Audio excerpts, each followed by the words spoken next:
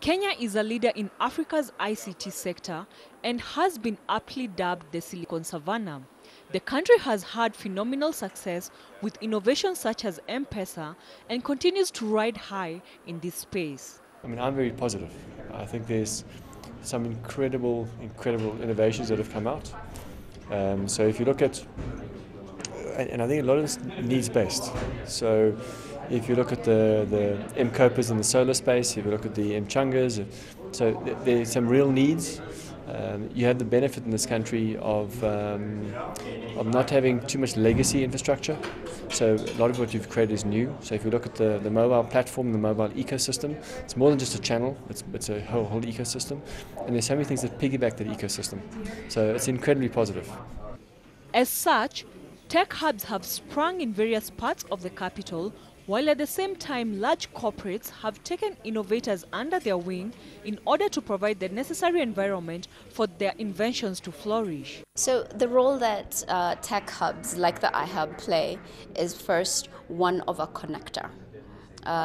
Creating a space for serendipity where you can meet your co-founder, you can meet a business developer, you can be inspired when you speak and hear from luminaries. What can be done more of is adding more incubation capability into these tech hubs so that you not only have serendipity, but then you have a bit of rocket fuel. Some seed capital that can go into some of the companies that come out of those communities. And those funds right now are very, very few. We run a number of application app developer contests, and we've had some pretty good results. We incubate some of these ideas. We mentor some of them. Some of them we take them in and we teach them about how do you write business cases, how do you write business plans, how do you work partnerships, how do you protect your IP, and also we give them a platform where they can plug into our network. And finally, more recently, we've announced a venture capital fund of $1 million, and people submit their ideas, and if it sounds good and it's a startup which has promise, then we would invest in it. And because it's an angel fund, if we lose it all, it's okay. But we really are trying to encourage other people to come join us. Despite all the successes achieved in the ICT sector, there are a number of hurdles that techpreneurs face. One of the across-the-board challenge that is shared by many entrepreneurs is the lack of seed funding. Sometimes you can look to friends, family. However, friends and family would rather they'd give you money if you are already successful. Yet, what you need is that seed money in order to prove whether this has legs or not.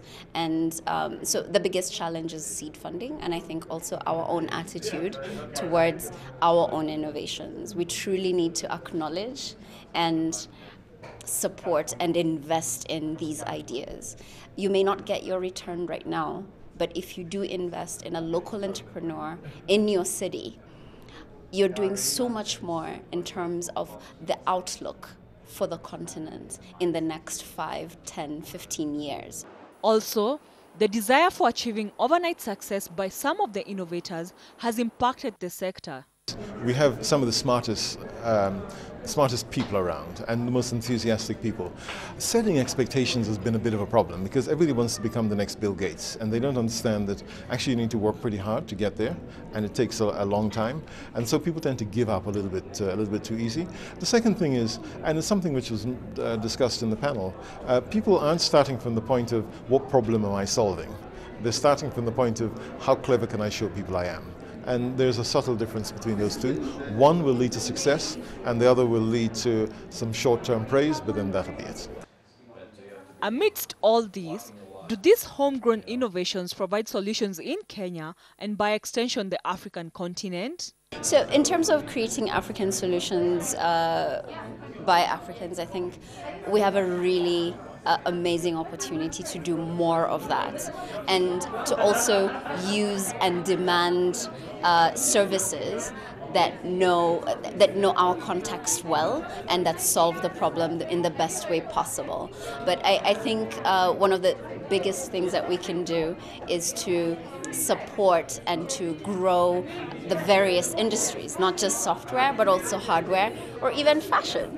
I think it's really important to not just say brand Kenya or buy Kenya, make in Kenya, you know, and use these innovations that we're talking about. And even as the government plans to build a major technopolis in the outskirts of Nairobi, some are of the opinion that creating an enabling environment to the already existing innovators is a major catalyst to ensure that far greater strides are achieved in the ICT sector. I don't think you necessarily need a physical location to have innovation. So as much as you may not have the Kansas City set up yet, it becomes more of a mindset. If you can instill a level of innovation in the up-and-coming talent, they'll find the opportunities and they'll find the space in which to operate. So you need to just create the connections to their customer base.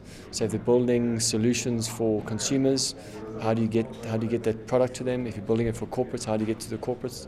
So build the relationships. It doesn't have to be a physical location.